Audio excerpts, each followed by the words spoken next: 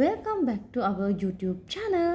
ඔයාලා හැමෝම අදත් ගොඩක් ආදරයෙන් පිළිගන්නවා අපේ ICT Study Zone YouTube channel එකට. අපි ගිය පාර වීඩියෝ එකකින් කතා කරේ ආදාන උපාංග කියන්නේ මොනවද කියලා. අද අපි කතා කරමු ප්‍රතිදාන උපාංග කියන්නේ මොනවද කියලා.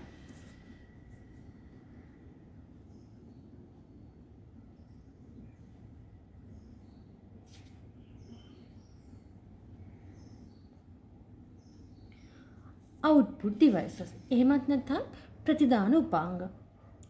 මේ output devices කියලා කියන්නේ ළමයි පරිගණකයේ තුල තිබෙන දත්ත සහ තොරතුරු වගේ දේවල් පිටතට ලබා ගන්න අපි භාවිතා කරන උපාංග වලට. උදාහරණයක් විදිහට සංදර්ශකය අපි ඉංග්‍රීසියෙන් කියනවා මොනිටර් කියලා.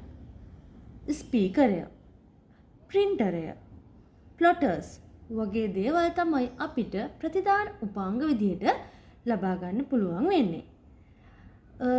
මේ ප්ලොටර් කියන්නේ මොකද්ද? හරි. ඔයාලා හැමෝම අපේ වීඩියෝ එකට පහලින් කමෙන්ට් එකක් දාන්න බලන්න මේ ප්ලොටර් කියන්නේ මොකක්ද කියලා. මම හිතනවා ඔයාලට ප්‍රතිදාන උපාංගයක් කියන එක යම් තාත්තට පැහැදිලි වෙන්න ඇති කියලා.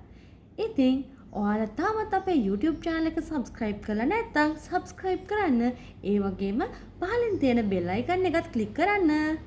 අපි ආයෙත් සරල වීඩියෝ එකකින් ඔයාලා හමුවට ඉක්මනින්ම එන්න.